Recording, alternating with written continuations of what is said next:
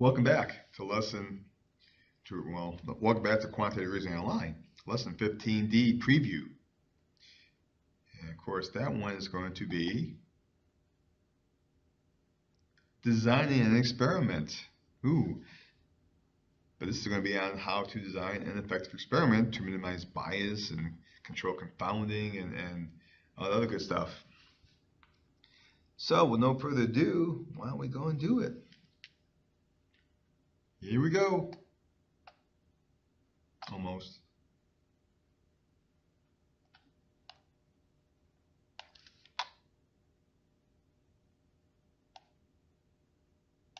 Getting there. There. All right. So let's see. We're going to define blocking and its use in statistical studies. Understand that placebo effect requires belief. And understand what medical technicians should know to whom they are giving a placebo. The answer to that is no, by the way.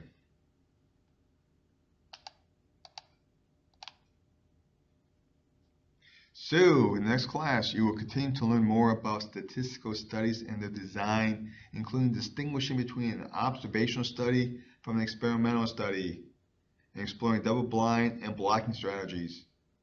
The tutorial for the preview of Lesson 15, Part D, Designing an Experiment, begins here. Yeah, let's look at these here.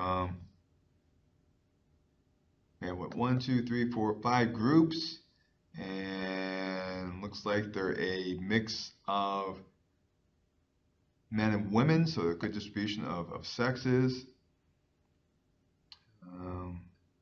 That's all I can figure from the picture.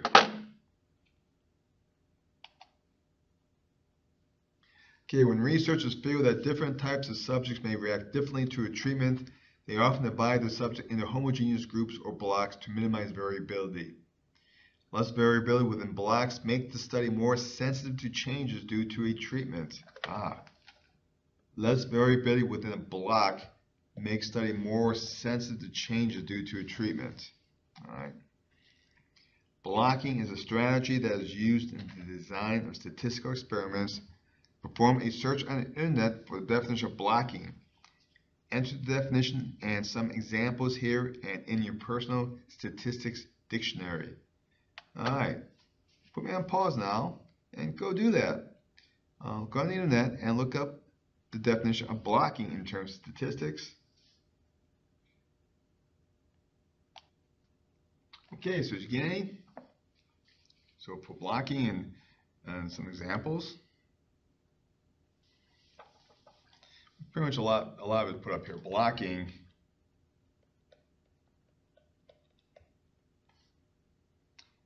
in simplest form is grouping.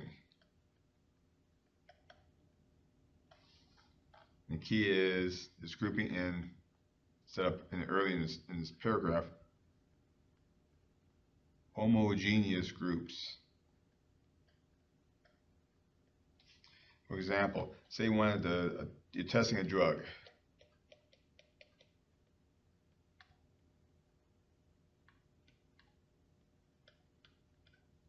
But you're curious about how the drug may work or either enhanced or de-enhanced by conditions. So you may have a couple groups.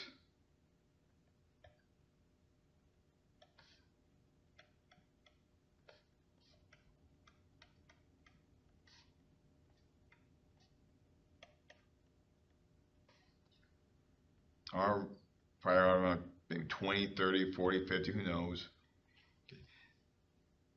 Good mix of women, men, tight age group. But once you have this drug is affected by habits, maybe this one be made of smokers. This one made up of 2 to 3 drinks a day type. This one may be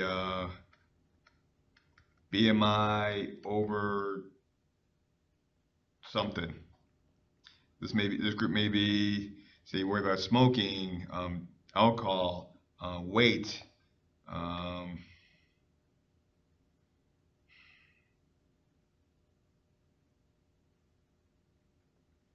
some other variability you're interested in.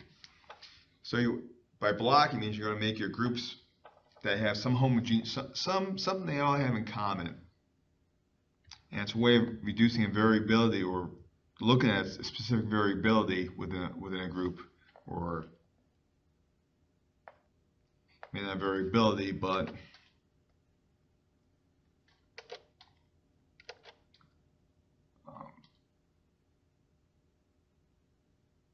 what I'm looking for.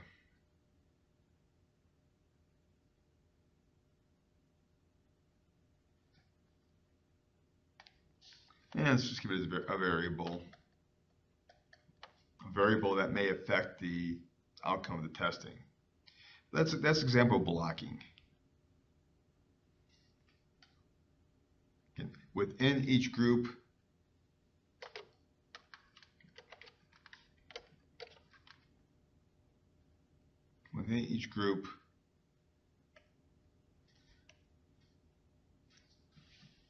the variability within the group is minimized.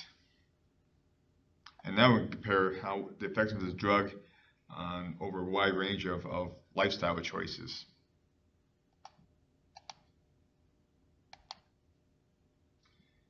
Question 2, review the prompts. Researchers are still learning about the power of the placebo effect. While we do not understand it completely, we know that it is about belief in a treatment. What role does the technician play when giving a treatment? Only to provide the treatment, and treat all participants in the same way, to provide the treatment and tell the patient whether it is real or placebo. Wow, it's got to be B. If you do this, you kind of eliminate the placebo effect.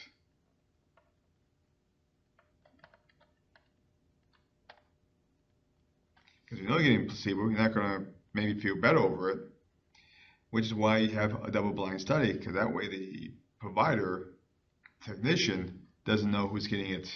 It has to be B. Supposed to give it to him and treat them the same way, no hints.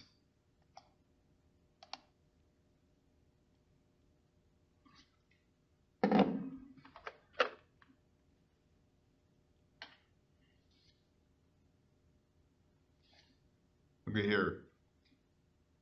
Based on technician's behavior, so maybe not be so blatant, but the technician may have some body language that radios whether you're getting the real thing or a placebo effect. Maybe how they ask a question or how they talk to you.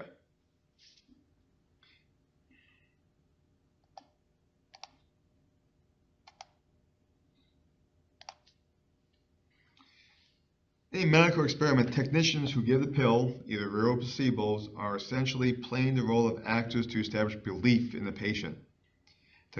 Technicians should treat the pill as genuine, that it has real chance of helping the patient.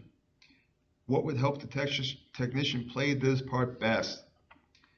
To not talk to the patient, to know whether it is a placebo or not, to not know if it is a placebo or a real treatment. Well, if you don't know it, you don't have to fake it.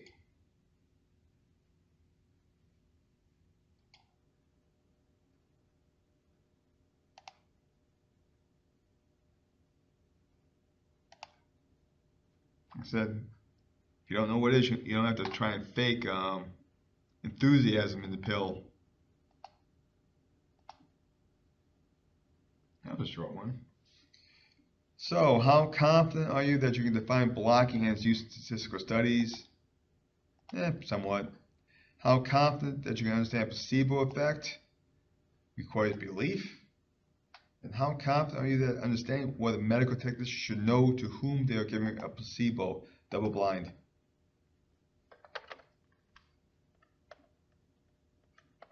This is why double blind studies are put together.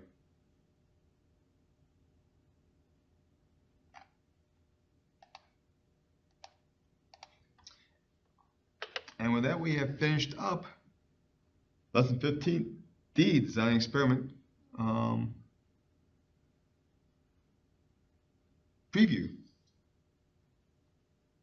Let's see, yeah, we discussed all these things. So now with that being done,